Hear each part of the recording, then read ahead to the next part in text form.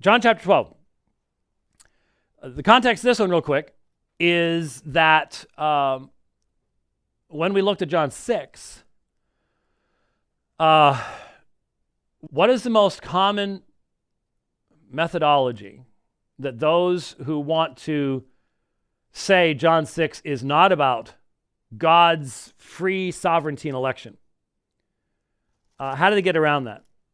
Generally, they do so by a rather, in my experience, simplistic appeal to John chapter 12. Jesus says, no one can come to me unless the Father sent me draws him. They stop there, stop in the middle of a sentence, and then they jump to John 12:32, and they say, and God draws everybody to Jesus, therefore there's no divine election in John 6. It's generally how it works. But is that what John 12 was about? Well, let's do the context thing again. John 12:20. Now, do realize where John 12 is. What's John 13, 14, 15, 16, and 17? 5 chapters, all in one short period of time, and it's the personal ministry of Jesus to his disciples, finishing with his high priestly prayer, which I think was still ministering to his disciples in many ways, because he wants them to hear this. This is the end of Jesus' public ministry.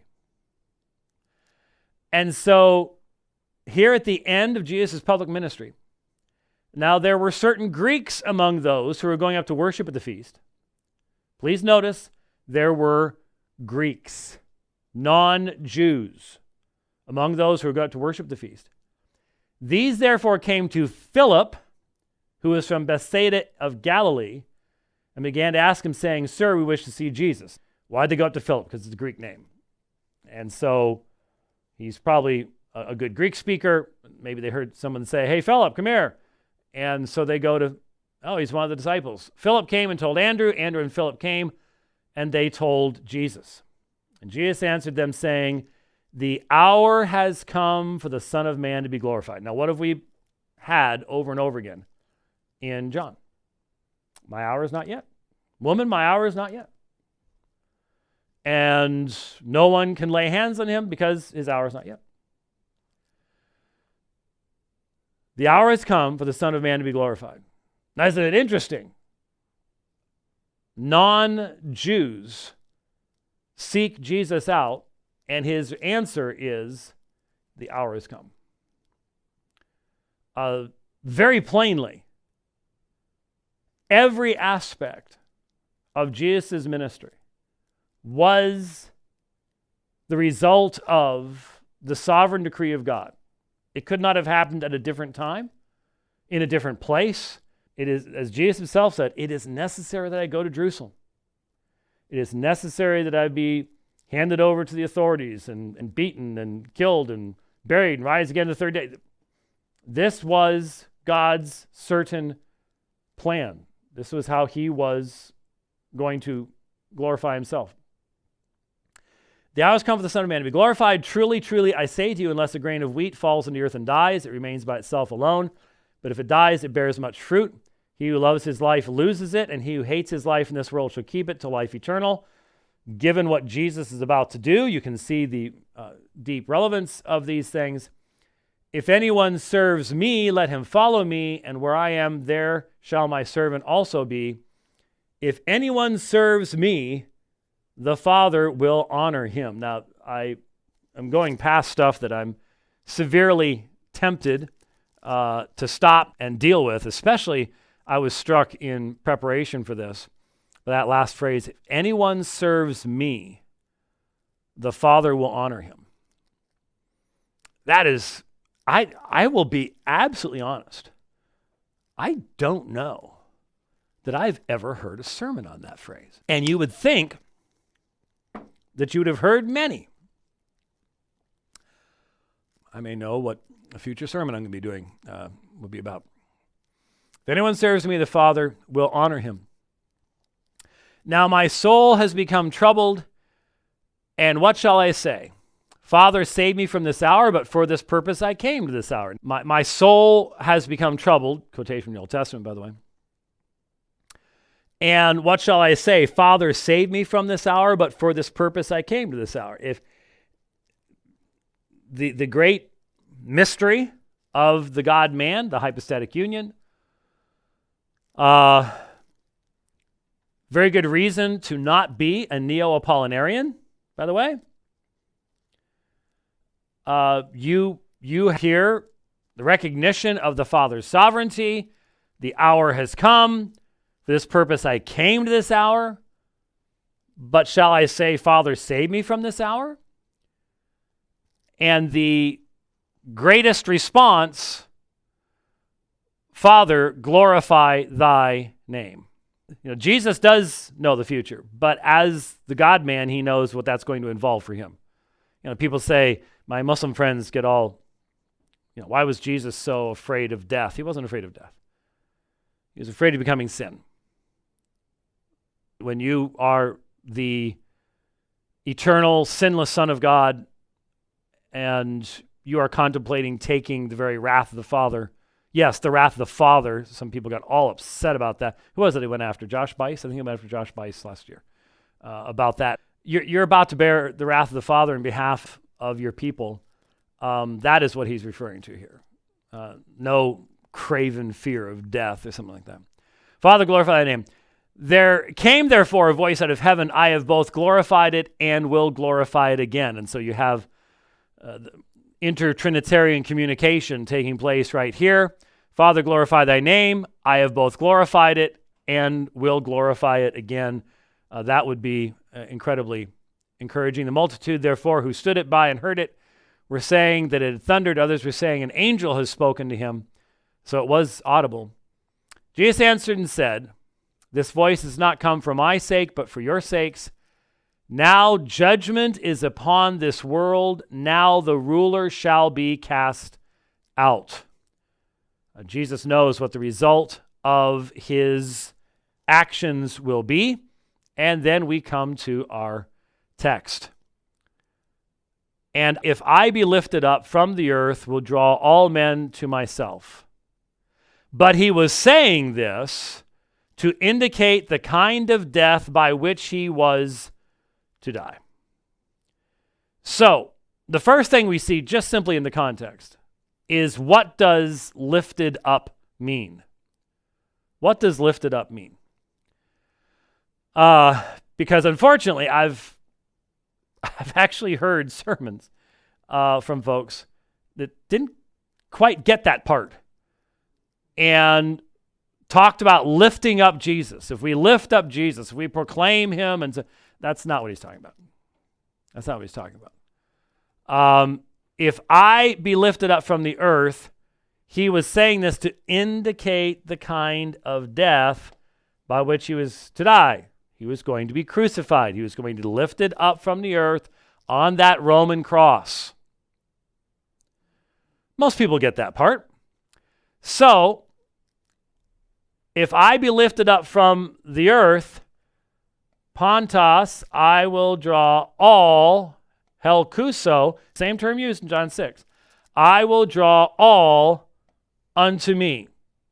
Now, there is no specific term, men, but you can translate it that way if you want to.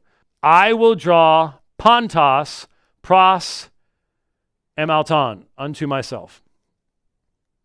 So, are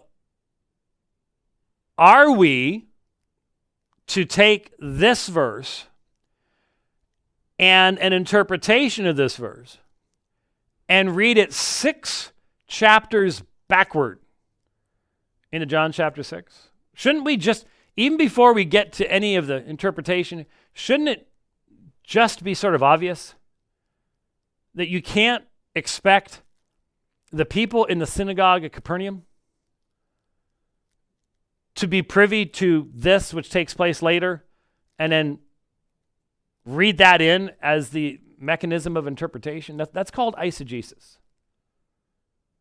That's going 6 chapters down the road and saying, Now, I'm not saying that the use of a term later on cannot shed light, but it can't be the interpretive grid through which something 6 chapters earlier must be forced. That's the first thing. But here's the most important thing. What's the context here? The context is still the Jews that have come seeking Jesus. 12 verses earlier, the Jews have come seeking Jesus, and as a result, Jesus says, my hour has come. Jesus never meets with them. If he did, we're not told. But Jesus doesn't meet with them. And this is going to end up talking about judgment and the blinding of eyes as we continue on with to the beginning of chapter 13. But the big question, the real issue here, obviously, has to be, what do we do with Pontos? All what?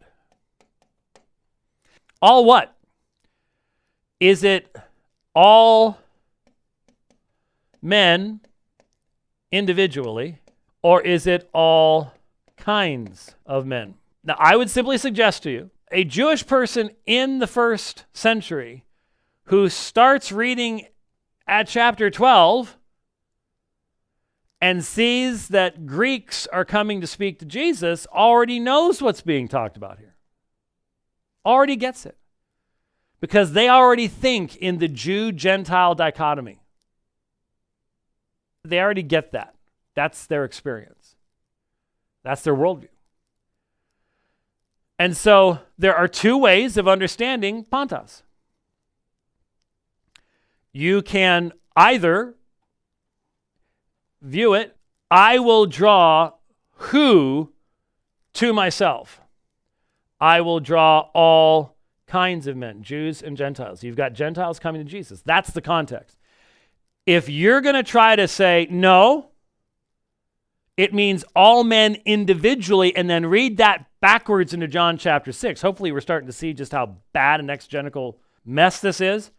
But if you're going to try to come up with all men individually here, then you've got to find something in this context right here that breaks the connection between the Greeks coming and that dichotomy of all kinds of men, Jews and Gentiles. You have to find something, and there just isn't anything there. But that's what you'd have to do. But there's another reason why when I hear people use this text, I just go, have you thought about what it is you're saying? You're saying that the cross of Christ draws all men? Have you thought about that? What have you been online recently? Have you seen the vile things that unbelievers will say about Christ and about his cross? Have you seen how in so many areas in our culture today, especially in areas where sexual freedom is being pursued, have you seen how the cross of Christ is viewed by those people? What is the preaching of the cross? What is that to the vast majority of people? It's death. It's the stench of death, according to Paul. It's foolishness to them. It's repulsive to them. It drives them away. Draw them to myself? If this isn't election, and this isn't what we have in 1 Corinthians chapter 1 and 2, where the preaching of the cross is them that are perishing, it's foolishness. To the Greeks, moros. To the Jews, stumbling block. But to those who are what? Called. Whether Jews or Greeks. Christ the power of God, Christ the wisdom of God. If that's not election, what is it? Once you recognize that and you see how Cuso, and if you've been reading the Gospel of John and you already read John chapter 6, you've already seen what that means. This is the effective action of the Father drawing his people unto the Son. The Son raises them up on the last day. And so here they're being drawn to me as a result of his sacrificial death. That's the consistent way of reading it. So what can motivate Christians to go to a chapter 6 chapters down the road, come up with an unusual interpretation, and then read it backwards into John chapter 6? The defense of the ostensible free agency, free will, sovereignty, autonomy of man. That's what it's always about. That's what it's always about. But the text doesn't require it. And in fact, the natural way of reading John chapter 12. And if we continue on, we get some pretty amazing stuff here. But though he had performed so many signs before them, yet they were not believing in him. That the word of Isaiah the prophet might be fulfilled, which he spoke, Lord, who has believed our report, and to whom has the arm of the Lord been revealed? That's Isaiah 6. What does God commission Isaiah to do in Isaiah 6? Proclaim the message, and I'm going to make their hearts fat and their eyes blind. So that Isaiah goes, how long, O Lord? It's judgment. He has blinded their eyes. He hardened their heart, lest they see with their eyes, receive with their heart, and be converted, and I heal them. These things Isaiah said because he saw his glory and he spoke of him. This is one of the texts that identifies Jesus as Yahweh, because that's from Isaiah chapter 6. And who did he see? He saw Yahweh sitting upon his throne. And so this is judgment. This is judgment that is found in this text. And it's a righteous judgment primarily against the people of Israel being spoken of here. And it was those Greeks coming that prompts all this discussion. That's the context. That's the context. One of the greatest things you can do is to learn the flow of argument of the books of the Bible. And especially key books like John and Romans and Philippians and so on and so forth. But know what the flow of the argument is so that you can recognize how very often there is shallow proof texting going on. Now, sure, we all quote a verse, but, and I've been doing this for a long time now, all you got to do, you want proof of this? Go back to the 100-verse memorization system for dealing with Mormons. I don't even remember what year it was I wrote that, but it was a very, very long time ago, mid-'80s. That was already around when you came around, wasn't it? Yeah. Or at least in process. Yeah. What has made that so useful for people? It wasn't just memorize these verses. It was, this is the context of the verse. And this is the context that the Mormon is going to bring to this verse. And this is how you need to correct that. It's vitally important. It doesn't matter who you're talking to, even talking to fellow believers who've been given a tradition that does not accurately represent what's found in the text. You still have to know what the context is. And that helps a lot when you're someplace like John chapter 12. So there you go.